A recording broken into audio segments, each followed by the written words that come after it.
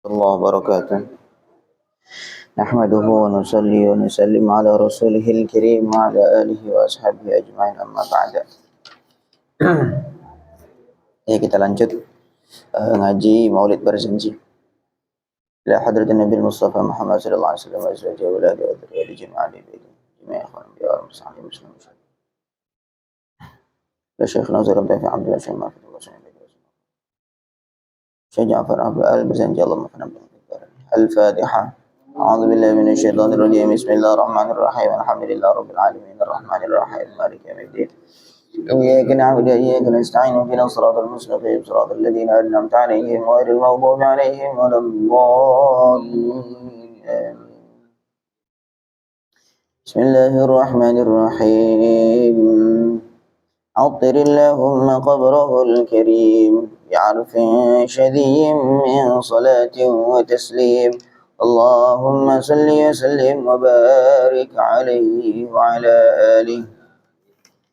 Thumma usriya, kemudian diperjalankan, biruhihi, dengan ruhnya Nabi, wa jasadihi, dan jasad beliau, yaqadatan, dalam keadaan sadar, bukan mimpi, minal masjidil haram, dari masjidil haram, ilal masjidil aqsa, menuju masjidil aqsa di Palestina, wa rihabihil qudsiyah, dan tanah yang suci, ya, Palestina maksudnya tanah suci.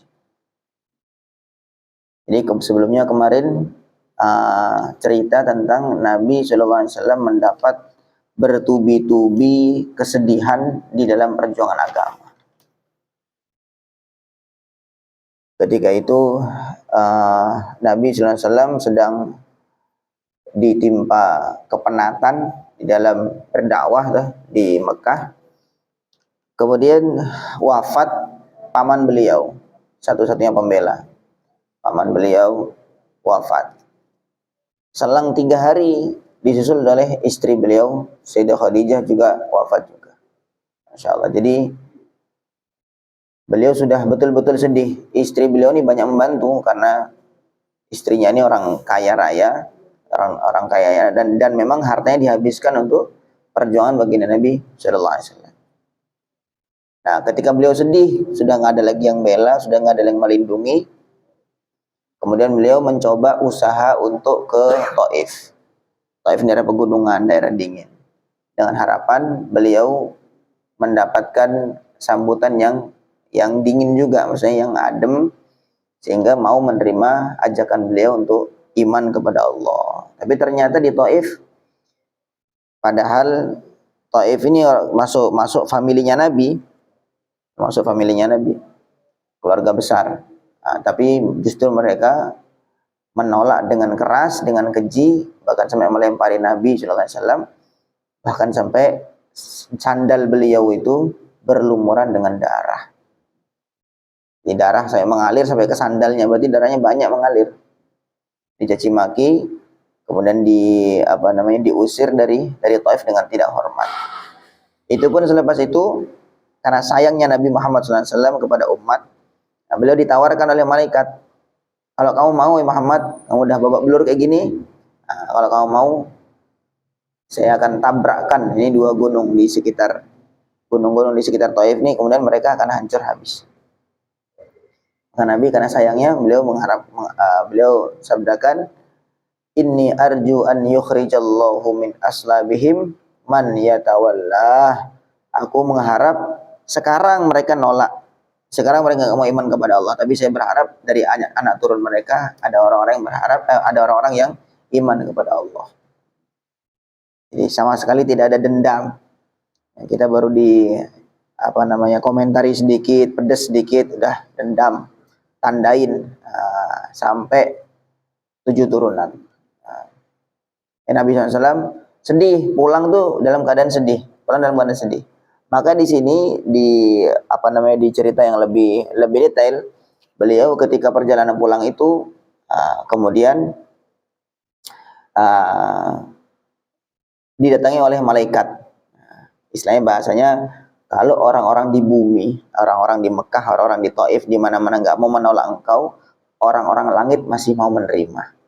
Orang-orang langit atau penduduk-penduduk langit masih mau menerima. Maka nih namanya Isra Mi'raj ini adalah hadiah untuk baginda Nabi SAW ketika puncak perjuangan, sudah disakiti dalam puncak perjuangan. Jadi ketemu dengan orang-orang soleh yang dekat kepada Allah, para nabi, para rasul. Kemudian ditampakkan keajaiban-keajaiban ghaibiyah dalam Isra Mi'raj tuh. Masya Allah. Jadi hiburan untuk Nabi, hadiah untuk Nabi. Kenapa? Karena di dalam perjuangan sudah mendapatkan puncaknya kesedihan, kepenatan. Makanya kita ya istilahnya mau mendapatkan kenyamanan itu ya mesti penat-penat dulu, mesti susah payah dulu. Itu sudah sunnatullah. Nah, maka beliau di sini di Isra oleh Allah SWT. Isra itu perjalanan dari Masjidil Haram, dari Makkah menuju Palestina ke Masjidil Aqsa. Nah, itu Isra.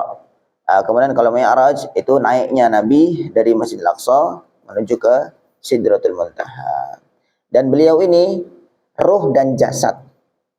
Ruh dan jasad. Jadi bukan hanya jasad, bukan hanya ruhnya saja. Bukan ruhnya tok. Nah, kalau ruhnya tok ya semua orang bisa. Maksudnya tidak menjadi hal yang aneh.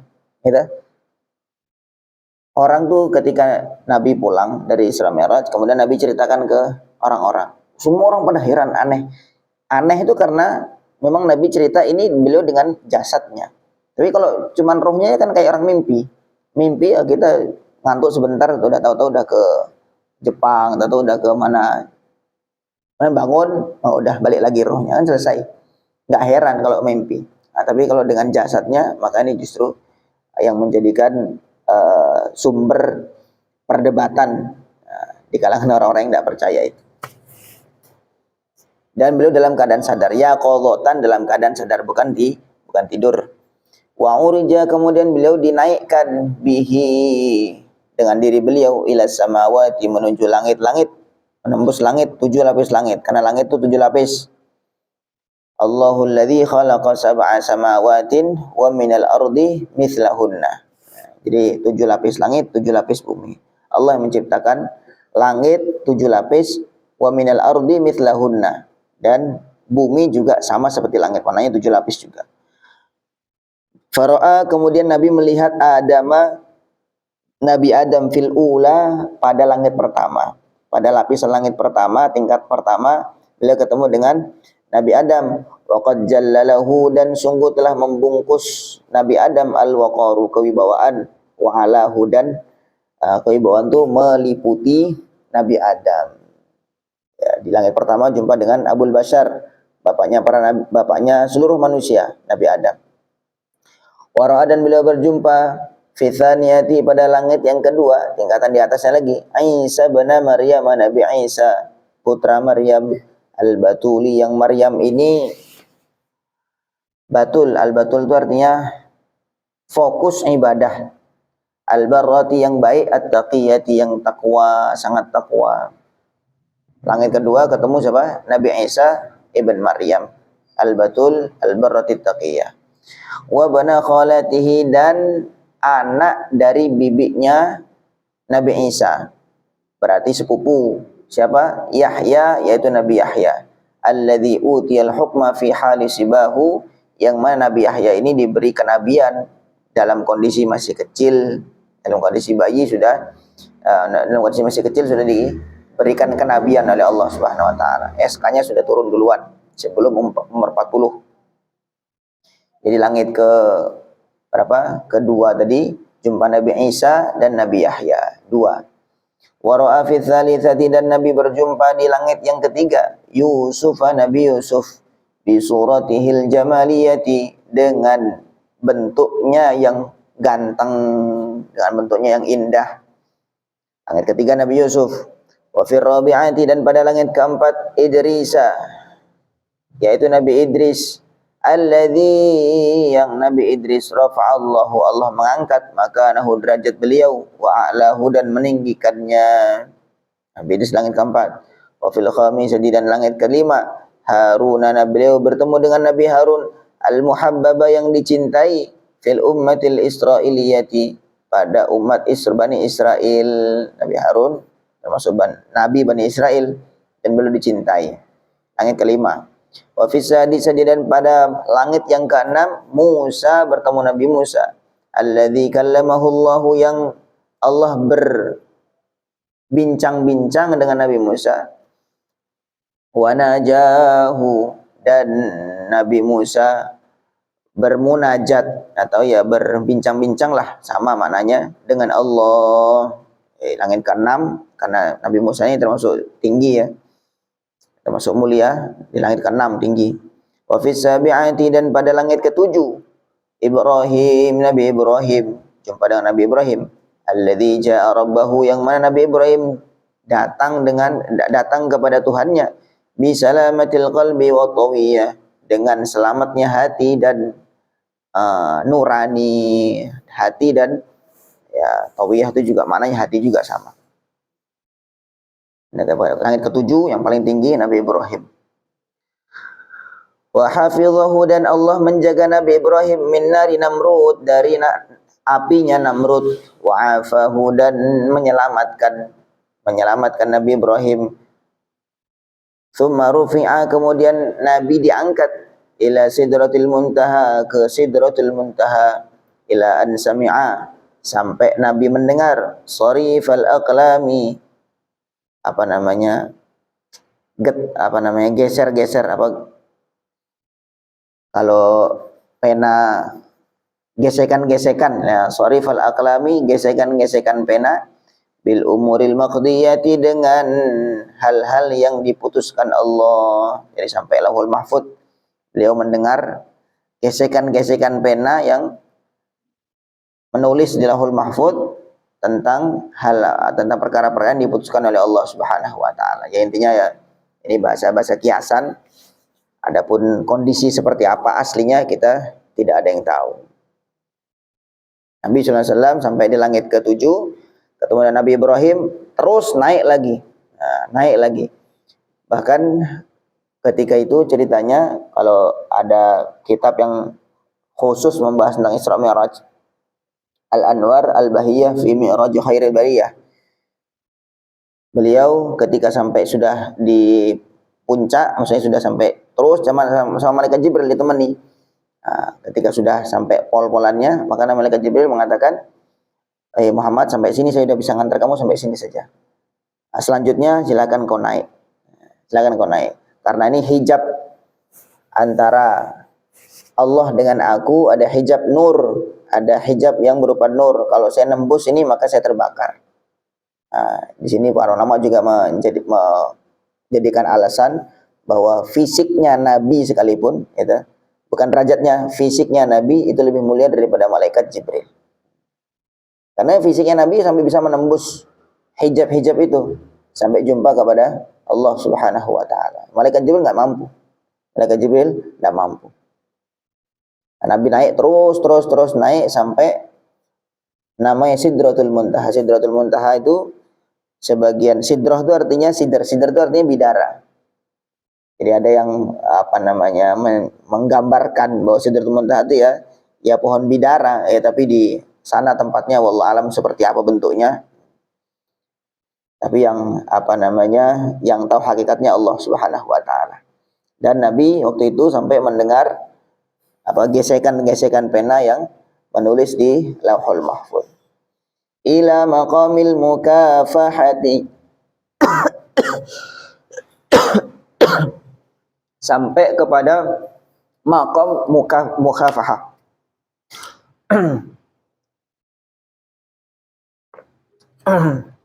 Mukafahah itu artinya berhadap-hadapan.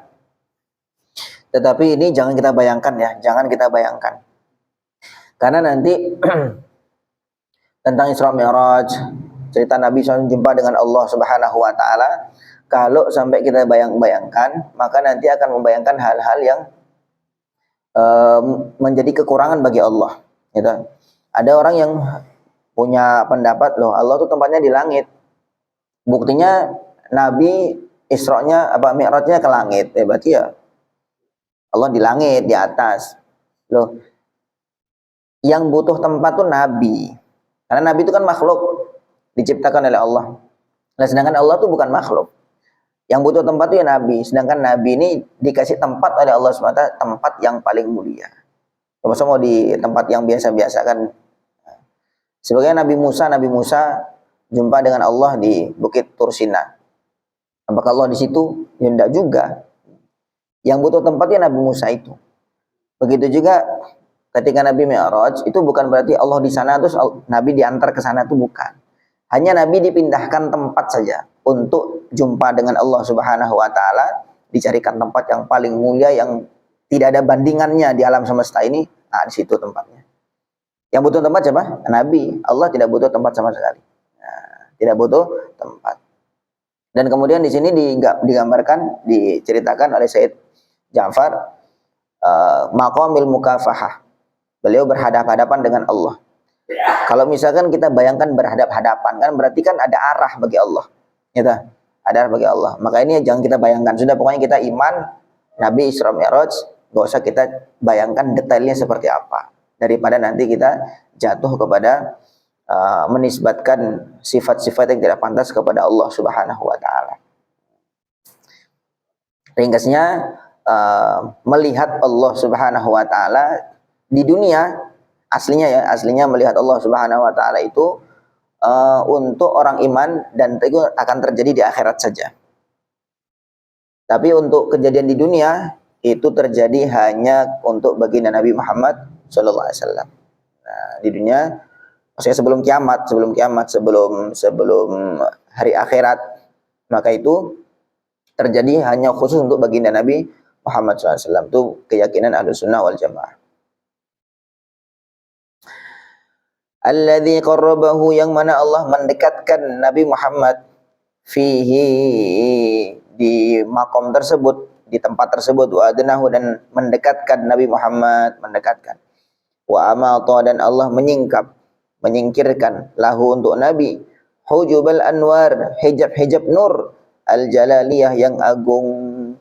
Wa arahu, dan Allah memperlihatkan kepada Nabi Muhammad bi'ainai ra'sihi, dengan kedua mata beliau, min hadratir rububiyyati,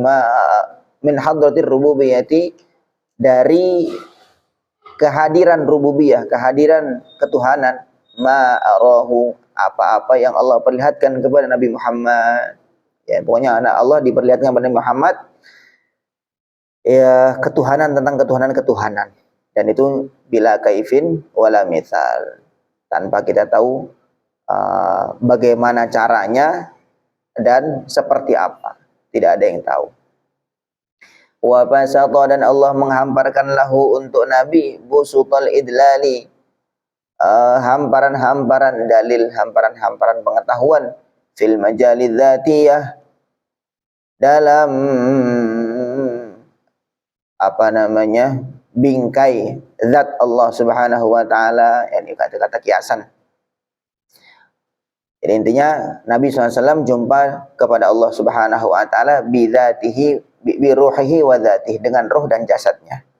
Nah, sebagian ada yang mengingkari, oh Nabi itu Isra hanya dengan rohnya saja. Ya justru kalau cuma roh ya tidak heran, semua orang namanya bermimpi, siapa saja bisa bermimpi. Nah, tapi justru yang menjadi aneh bagi orang-orang yang tidak percaya, yaitu tadi karena Nabi SAW cerita bahwa beliau Mi'raj, beliau naik ke langit dengan kecepatan seperti itu dengan jasad. Tentu menjadi keheranan bagi orang-orang yang mendengar berita tersebut. Nah, kemudian Nabi SAW jumpa dengan Allah Subhanahu wa taala, berbincang-bincang langsung, berhadapan langsung kepada Allah Subhanahu wa taala, dengan tanpa kita ketahui caranya seperti apa. Nah, itu puncak ma'rifat, itu puncak ma'rifat, benar-benar jumpa dengan Allah. Nah, kemudian turun itu malah justru bawa perintah sholat. Malah justru banyak orang yang ngaku saya udah ma'rifat, iling terus sama Allah sehingga sudah nggak sholat lagi. Loh, Nabi loh yang jumpa langsung kepada Allah, pulang tuh bawa sholat, malah rajin sholat. Dan orang-orang yang ngaku ma'rifat malah tidak mau sholat, itu kan kebalik. Wa faradana, Allah memfardukan, mewajibkan alaihi, kepada Nabi, ala wa ala ummati, dan kepada umat beliau, khamsina salatan, 50 salat. Pertama, Perintahnya adalah 50 salat. Tsumman halla, kemudian muncul sahabul fadli, awan anugerah. Faruddat, kemudian dikembalikan ila khamsin, sampai kepada 5 kali salat amaliyah, berupa amalnya 5 kali, walaha, tapi 5 kali salat itu ajrul khamsina, mendapatkan pahala 50, kama sya'ahu, sebagaimana yang Allah kehendaki, fil azali, di azal, ketika sebelum diciptakan. Ketika Allah sudah ciptakan, ya sebelum menciptakan makhluk sudah Allah tentukan ini, kejadian ini. Wa qadahu, dan Allah telah menentukannya. Jadi memang aslinya sebenarnya ya sudah ditentukan sama Allah, memang sholat itu 5 kali. Cuman prosesnya itu ya cuman seperti itu. Prosesnya pertama kali 50, kemudian sama Nabi Musa turun, ketika sampai ke langit ke-6 jumpa Nabi Musa, tanya, berapa? Kamu bawa oleh-oleh apa? Saya dikasih 50 sholat, 50 kali sholat. Saya tahu umat kamu tuh tidak mampu. Umat saya dah lebih dulu daripada umat kamu.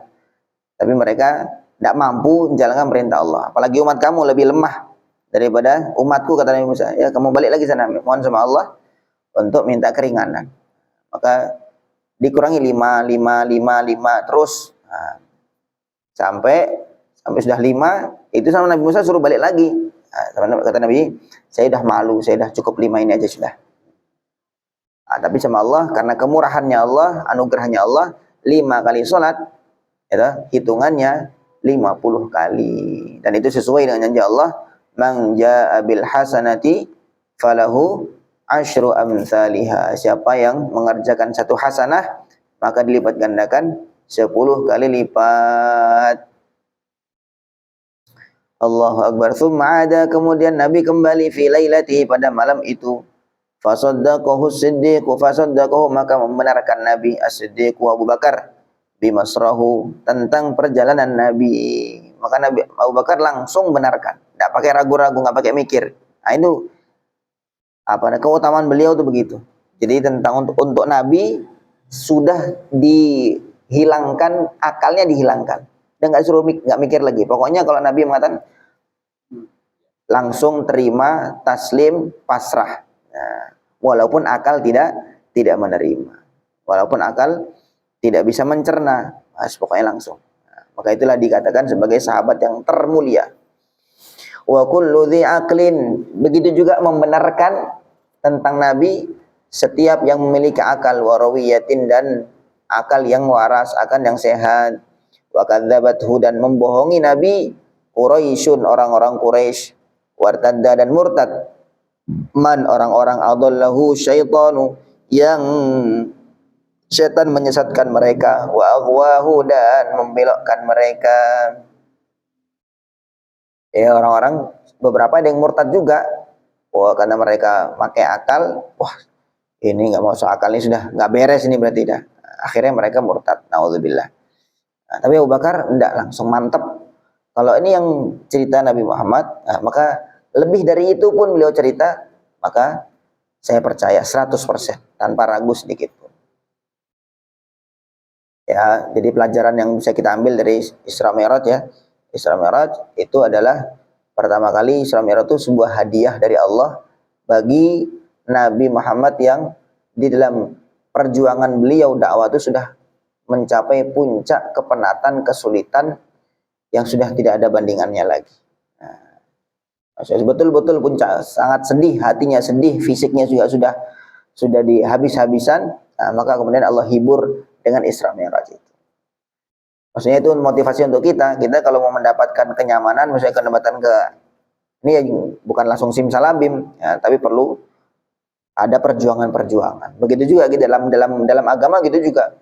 Ini kok orang-orang kok malas sholat, kok orang-orang malas gini-gini. Ya, kita perlu perjuangan dulu, kita datangi satu persatu, kita dakwahi, kita ajak, kita rayu, kita doakan malam-malam. Nah, kemudian di beberapa waktu atau mungkin di beberapa keadaan ditolak, dibentak, dicaci maki, baru kemudian akan timbul hadiah, anugerah dari Allah SWT. Kata para ulama, al-musyahadah ba'dal mujahadah. Musyahadah, menyaksikan keagungan Allah Subhanahu wa taala, anugerah dari Allah Subhanahu wa taala ba'dal mujahadah, selepas susah payah bertungkus lumus di dalam perjuangan. Itu yang pertama. Kemudian yang kedua, hasil dari makrifat yang hakiki itu adalah menjalankan syariat secara sempurna. Itu. Ini penting jadi pegangan orang-orang, karena banyak orang-orang ahli ngakunya sufi tapi sufi tidak benar ya. Nah, sufi ngakunya sufi, atau mereka bilang ya pokoknya yang penting iling. Jadi apa namanya, mereka berdalil pakai dalil pula. Nah, dalil wa aqimis sholata li dzikri, tegakkanlah salat untuk mengingat aku. Berarti salat itu hanya perantara aja, hanya perantara untuk ingat Allah. Kalau kita udah ingat Allah berarti salat nggak perlu lagi, katanya begitu. Nah, itu kebalik, itu kebalik, keblinger memahami Al-Quran itu keliru. Rasulullah SAW sudah langsung jumpa dengan Allah Subhanahu wa taala, justru malah pulang itu bawa sholat dan betul-betul jaga sholat, bahkan jamaah. Sampai beliau mau wafat pun masih dibopong oleh 2 orang untuk hadir sholat jamaah. Itu contohnya begitu. Apakah ada yang lebih mulia daripada Nabi Muhammad SAW? Beliau Sayyidul Anbiya. Nabi aja nggak ada yang lebih mulia dari Nabi Muhammad. Apalagi selain Nabi. Nah, kan gitu. Jadi itu puncaknya makrifat adalah menjalankan syariat secara sempurna. Sehingga nanti termasuk di dalam apa namanya manaqibnya Syekh Abdul Qadir Jailani, itu beliau kan ahli zikir. Kemudian apa namanya, sampai satu ketika beliau, karena beliau bukan hanya ahli zikir toh, tapi beliau orang alim juga, paham. Sampai ada bisikan-bisikan, pernah ada bisikan kepada beliau sendiri, ada bisikan, sekarang kamu sudah sampai tingkatan yang dekat kepada Allah, sekarang kamu sudah boleh mengerjakan apapun. Nah, sudah nggak ada syariat lagi untuk kamu, sudah nggak ada aturan, bebas, kamu mau ngapain aja bebas. Nah, gitu. Maka Syekh Abdul Qadir Jailani mengatakan, loh, Allah tuh dalam Al-Quran, innallaha la ya'muru bil fahsya. Allah tuh nggak mungkin memerintahkan kepada yang fahsya, kepada yang keji, nggak mungkin. Dan ini kok ada apa namanya legalitas ya, ada apa namanya, ada bisikan-bisikan kok sudah boleh mengerjakan apapun termasuk perbuatan keji. Nah, ini nggak mungkin dari Allah SWT. Yang Quran yang benar mesti Quran. Maka beliau tepis, itu bukan ya. Nah, kalau kita dapat gitu gimana? Oh, ini kan saya dapatnya pas lagi dzikir, khusuk-khusuknya dzikir, dapat bisikan begitu. Nah, itu setan ini kan memang bertingkat-tingkat. Setan yang menggoda anak Adam ini kan sudah pengalaman ratusan bahkan ribuan tahun. Nah, dan kerjanya fokus satu saja, menggoda manusia supaya sesat. Lah, termasuk ya orang-orang yang ahli dzikir pun juga ada tingkatannya. Penggodanya itu ya setan-setan yang kelas tinggi. Maka dikasih begitu. Lah, orang kalau nggak punya ilmu yang mantap, maka dia kadang-kadang, oh, berarti dzikir saya sudah diterima sama Allah. Berarti saya sudah boleh ngerjakan apa aja. Oh, sesat. Naudzubillah. Maka itu apa namanya, ini menjadi syariat kuat. Pokoknya kalau apa namanya puncaknya makrifat kepada Allah Subhanahu wa taala, dia menjalankan syariat secara sempurna. Allahu Akbar. Sudah mau isya ya, sebentar lagi.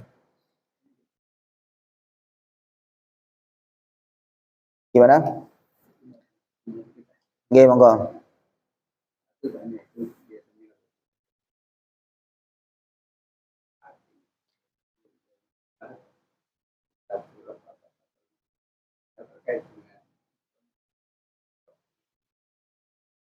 Oh ya, Atirillahumma qabrul karim ini cuman sebagai bacaan ketika jeda satu fasal kepada fasal berikutnya.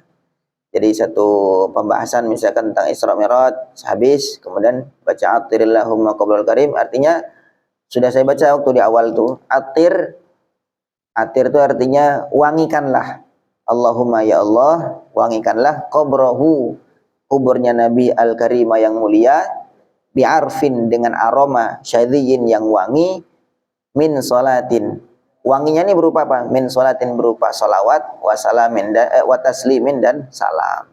Jadi ya Allah, wangikanlah kuburan Nabi Muhammad SAW dengan wangian yang semerbak, yaitu berupa salawat dan salam. Intinya ya salawat lah intinya itu sebenarnya. Cuman bentuk bahasanya dibuat apa namanya indah. Bukan qabrahu. Qabrahul karim, qabrahu kuburnya Nabi al-karimah yang mulia. Kemudian selepas itu buraq, ya buraq termasuk kendaraannya Nabi ketika Isra Mi'raj itu memang beliau dikasih kendaraan namanya buraq. Buraq itu dari kata al-barq. Al-barq itu artinya kilat. Al-barq artinya kilat. Tapi bentuknya wallahu alam. Sebagian ada yang menggambarkan kuda bersayap dan seterusnya, tapi ya secara hakikatnya kita nggak tahu. Kemudian ulama-ulama menggambarkan seperti itu ya. Ya mungkin ya memang betul-betul digambarkan sama Allah, maksudnya dikasih pemahaman. Namanya ilmu tuh kan tidak semua dari kitab. Ada namanya ilmu wahbi, bukan wahabi. Wahbi itu artinya anugerah. Tahu-tahu dikasih faham sama Allah. Karena yang ngasih faham kan Allah juga. Tiba-tiba dikasih pemahaman begini, maka sama para ulama ditulis. Ya buraq memang apa namanya kendaraan Nabi ketika Isra Mi'raj. Insyaallah mungkin kapan-kapan kalau mungkin pas waktu momennya Isra Mi'raj kita ada kitab karangan Sayyid Muhammad, itu namanya Al-Anwar Al-Bahiyah fi Mi'raj Khairil Bariyah. Itu khusus membahas tentang peristiwa Isra Mi'raj. Jadi mulai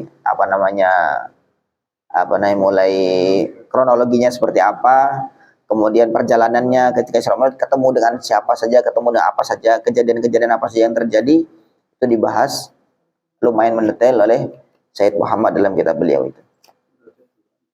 Rajab habis keluar. Ya, insyaallah nanti kan kapan-kapan insyaallah. Kalau ada waktu, ada umur, kita ngaji Isra Mi'raj. Ada lagi pertanyaan? Kok begini satu pasal aja, kalau dua nih kayak enggak nutut waktunya, terlalu buru-buru. Semoga Allah fahamkan kita, Allah tambahkan kecintaan kita kepada baginda Nabi Muhammad SAW. Subhanallah bihamdihi, subhanakallahumma wa bihamdika, asyhadu an la ilaha illa anta, astaghfiruka wa atubu ilaik. Assalamualaikum warahmatullahi wabarakatuh.